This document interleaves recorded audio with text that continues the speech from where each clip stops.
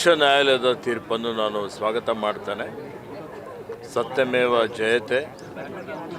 ಏನು ಲೋಕಾಯುಕ್ತ ತನಿಖೆ ನಡೀತಾ ಇದೆ ಈ ಪ್ರಕರಣದಲ್ಲಿ, ಇವತ್ತು ನಾವೆಲ್ಲ ಮೊದಲಿನಿಂದ ಹೇಳ್ತಾ ಇದ್ದೇವೆ, ವಿರೋಧ ಪಕ್ಷಗಳು ದುರುದ್ದೇಶಪೂರ್ವಕವಾಗಿ ಈ ರಾಜ್ಯದ ಆಡಳಿತವನ್ನು ಬುಡಮೇಲು ಮಾಡಲಿಕ್ಕೆ, ನಾವೇನು ಒಳ್ಳೆ ರೀತಿಯಿಂದ ಉತ್ತಮ ಆಡಳಿತ ಕಾಂಗ್ರೆಸ್ ಸರ್ಕಾರ ಕೊಡ್ತಾ ಇದೆ, ಅದಕ್ಕೆ ಹೊಟ್ಟೆ ಕಿಚ್ಚಿನಿಂದ ಈ ರೀತಿಯಲ್ಲೆಲ್ಲ ಆರೋಪ ಮಾಡ್ತಾ ಇದ್ದಾರೆ ಅಂತ ನಾವು ಹೇಳಿದ್ದೇವೆ. ಅದು ಈಗ ಸತ್ಯ ಅಂತೇಳಿ ಹೇಳಿ ಇವತ್ತು ಉಚ್ಚ ನ್ಯಾಯಾಲಯನೇ ತೀರ್ಪನ್ನು ಕೊಟ್ಟಿದೆ. ಆ ತೀರ್ಪು ನಾನು ಸ್ವಾಗತ ಮಾಡ್ತೇನೆ.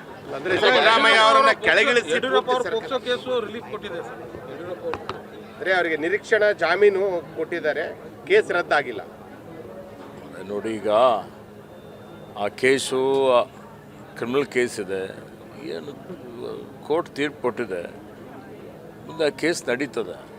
ಮಾನ್ಯ ಸಿದ್ದರಾಮಯ್ಯನವರ ಬಗ್ಗೆ ಇವತ್ತು ಈಗಾಗಲೇ ಹೇಳಬೇಕು ಅಂತ ಹೇಳಿದರೆ, ನಾವು ಮೊದಲಿನಿಂದ ಹೇಳಿದ್ದೇವೆ, ಅವ್ರು ಯಾವುದೇ ರೀತಿಯ ಈ ಪ್ರಕರಣದಲ್ಲಿ ಅವ್ರ ಪಾತ್ರ ಇಲ್ಲ ಅಂತೇಳಿ ಅದು ಇವತ್ತು ಸಾಬೀತಾಗಿದೆ.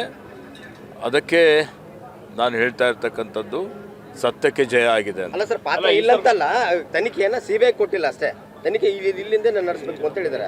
ಇಲ್ಲಿವರೆಗೆ ಅವರ ಪಾತ್ರ ಏನಾದರೂ ಇದೆ ಅಂತ ಸಾಬೀತಾಗಿದೆಯಾ? ಯಡಿಯೂರಪ್ಪ ಅದ್ರ ಬಗ್ಗೆ ನನಗೆ ಅದ್ರ ಬಗ್ಗೆ ಮಾಹಿತಿ ಇಲ್ಲ. ನಾನು ಯಾವುದೇ ಜಾಮೀನು ಮಾತ್ರ ಕೊಟ್ಟಿರೋದು ನೋಡಿ. ಮಾಡಿಲ್ಲ. ಈಶ್ವರ್ ಖಂಡ್ರೆ ಅವ್ರ ಫ್ಯಾಕ್ಟ್ರಿ ಬಂದ್ ಆಗುತ್ತೆ ಅಂತ ಯತ್ನಾಳ್ ಫ್ಯಾಕ್ಟ್ರಿ ಬಂದ್ ಮಾಡಿಸಿದ್ದಾರೆ ಅಂತ ನೋಡಿ, ಸರ್ವೋಚ್ಚ ನ್ಯಾಯಾಲಯಕ್ಕೆ ಹೋಗಿದ್ರು ಮಾನ್ಯ ಯತ್ನಾಳ್ರವರು, ಉಚ್ಚ ನ್ಯಾಯಾಲಯಕ್ಕೂ ಹೋಗಿದ್ರು. ಸರ್ವೋಚ್ಚ ನ್ಯಾಯಾಲಯದ ತೀರ್ಪನ್ನು ನಾವು ಇವತ್ತು ಅನುಷ್ಠಾನಕ್ಕೆ ತರ್ತಾ ಇದ್ದೇವೆ. ಮತ್ತು ಅಲ್ಲಿ ಹೋಗಿ ತಗೋಬೇಕಾಗಿತ್ತು. ಯಾವುದೇ ರೀತಿಯ ವೈಯಕ್ತಿಕ ಆಗಲಿ ಅಥವಾ ನೇರವಾಗಲಿ ಇವತ್ತು ದ್ವೇಷ ರಾಜಕಾರಣ ಆಗಲಿ ನಾವು ಮಾಡುವಂಥವ್ರಲ್ಲ. ಇವತ್ತು ಕಾನೂನುಬದ್ಧವಾಗಿ ಕ್ರಮಬದ್ಧವಾಗಿ ನಾವು ಕ್ರಮವನ್ನು ತೆಗೆದುಕೊಳ್ಳುತ್ತೇವೆ.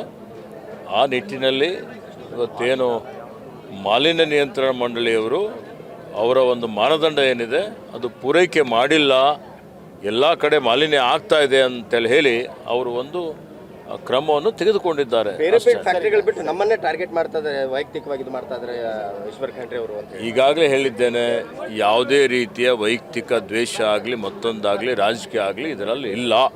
ಇಲ್ಲ, ಆಪರೇಷನ್ ಹಸ್ತ ನಡೀತಾ ಇದೆ ಅಂತ ಸರ್ ರಾಜ್ಯದಲ್ಲಿ. ಈಗ ಇಲ್ಲ JDS ಕೆಲವರು ಶಾಸಕರು ಕೆಲಸ ಆಪರೇಷನ್ ಹಸ್ತ ಮಾಡುವಂಥ ಅಗತ್ಯತೆ ಇಲ್ಲ. ಸುಮಾರು ಜನ ಇವತ್ತು ಕಾಂಗ್ರೆಸ್ ಪಕ್ಷ ಸೇರ್ಪಡೆ ಆಗಲಿಕ್ಕೆ ತಯಾರಾಗಿದ್ದಾರೆ. ಯಾರು ನಮ್ಮ ತತ್ವ ಸಿದ್ಧಾಂತವನ್ನು ಒಪ್ಪಿಕೊಂಡು ನಮ್ಮ ನಾಯಕತ್ವವನ್ನು ಒಪ್ಪಿಕೊಂಡು ಪಕ್ಷಕ್ಕೆ ಸೇರ್ಪಡೆ ಆಗ್ತೀವಿ ಅಂತೇಳಿ ಮುಂದೆ ಬರ್ತಾರೆ, ಪಕ್ಷದ ವರಿಷ್ಠರು ಅದ್ರ ಬಗ್ಗೆ ತೀರ್ಮಾನ ಮಾಡ್ತಾರೆ. ಯಾವ ಪಾರ್ಟಿ